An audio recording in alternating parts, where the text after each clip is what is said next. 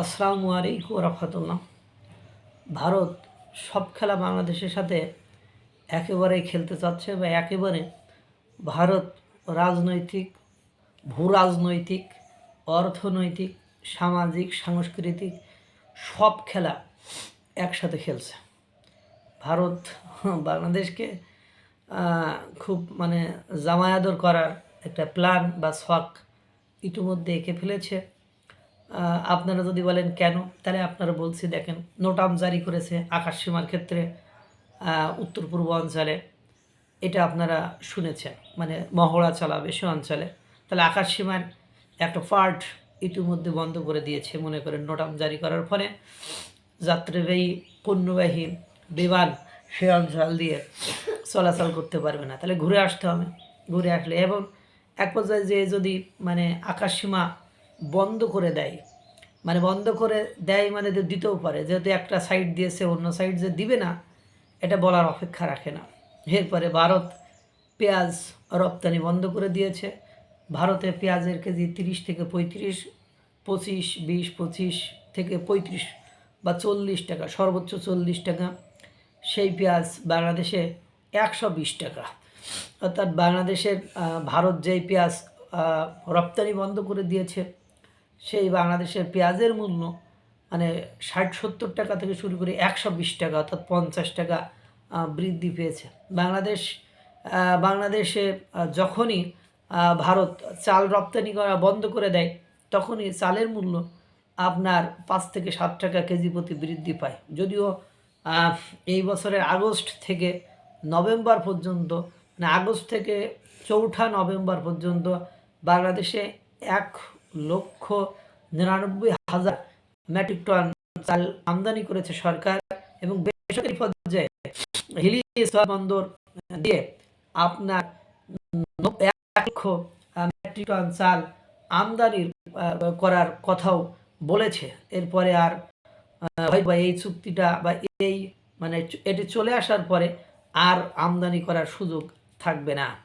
পাশাপাশি আপনারা জানেন চিকেন নেক নিয়ে একটা রিউমুর বা একটা চিকেন নেক নিয়ে অনেক সোশ্যাল মিডিয়ায় অনেক কথাবার্তা হয়েছে যে 22 থেকে 60 করে নিয়েছে, 22 কিলোমিটার থেকে 60 কিলোমিটার করে নিয়েছে, সেটা আপনারা শুনেছেন।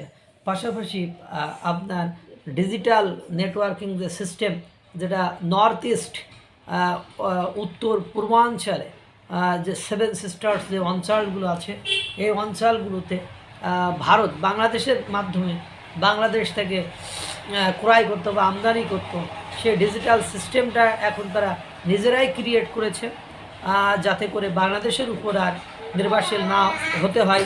এর ফলে বাংলাদেশের ব্যাপক ব্যবসা বাণিজ্য লোকসান হয়েছে।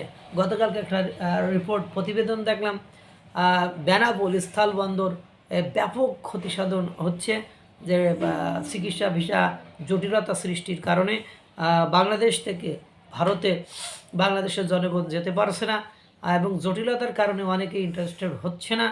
এর ফলে বেনাপোল স্থলবন্দরটি বাংলাদেশের সবচেয়ে যে বড় বেনাপোল স্থলবন্দর, সেটি কোটি কোটি টাকার ক্ষতির সম্মুখীন হচ্ছে।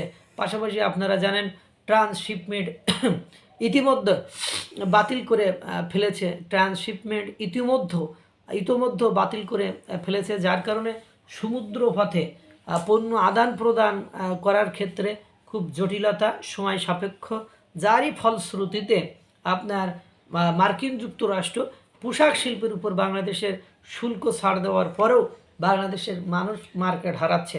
এরপরে আপনারা জানেন বিদ্যুৎ, বাংলাদেশের পোশাক শিল্পর একদম অশনি সংকেত, বিকেএমই বিজেএমই তাদের নেতা নেতৃত্ব যে কথা বলেছে, তাতে তাদের দেউলিয়া হতে বা তাদের এই শিল্পটাকে ধ্বংস হতে আর বেশি সময় বাকি নেই, এরকমই বোঝায়। কারণ তারা বলছে যে ওয়ার্কিং আওয়ারে 3 থেকে 4 ঘন্টা বিদ্যুৎ থাকে না, জ্বালানি সংকট দেখা দেয়।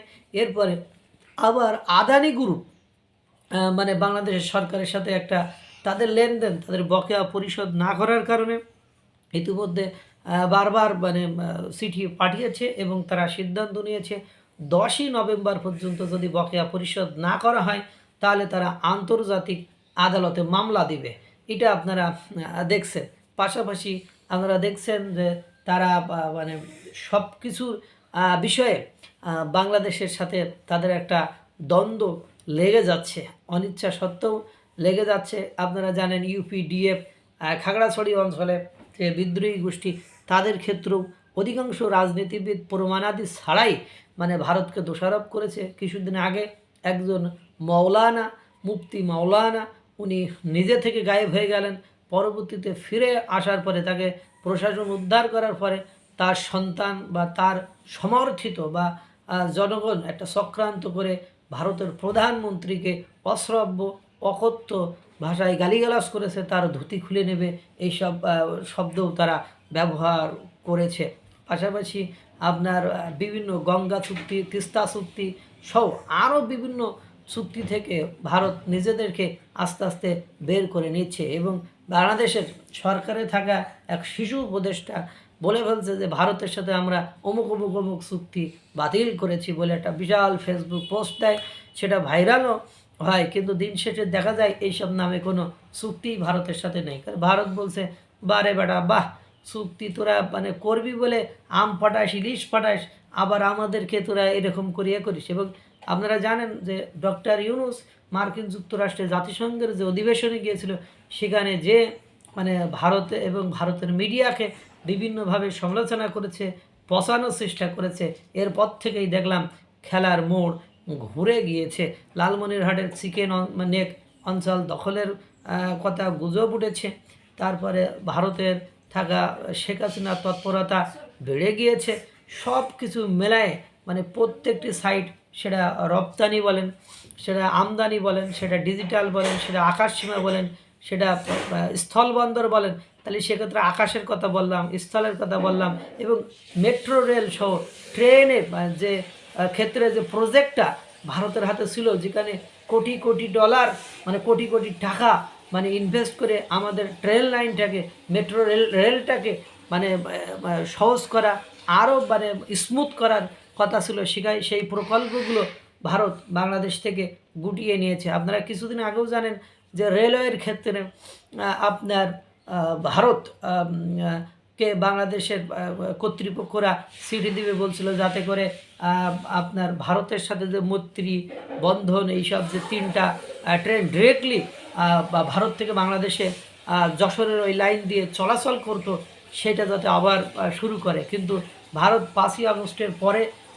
2024 সালের পর থেকে এই কমিউনিকেশন সিস্টেমটা বন্ধ করে দিয়েছে, আজও পর্যন্ত সেটা আর চালু করে নাই। এই যে কথা হলো, তাহলে কী হলো? রেল গেল, স্থলবন্দর গেল, আকাশসীমায় অ্যাকশান শুরু হয়েছে। এখন যদি লোকেরা ল্যান্ডলক বলতেছে, এখন আমরাই তো ল্যান্ডলক হয়ে গেলাম। বাংলাদেশ ভারত যদি বন্ধ করে দেয়, আমাদের 3 দিকে ভারত আর একদিকে সমুদ্র, আমাদের বঙ্গোপসাগর সাইড ছাড়া আর সকল অঞ্চলটাকেই আমাদেরকে লক করে দিবে। তখন আমাদের হবেটা কি? মানে সব দিক থেকেই আমাদেরকে টাইট করার, বন্ধ করার ব্যবস্থা ধীরে ধীরে কৌশলে ভারত করে ফেলেছে। আল্লাহ তাআলা সকলকে ভালো রাখুক, সুস্থ রাখুক। আসসালামু আলাইকুম ওয়া রাহমাতুল্লাহ।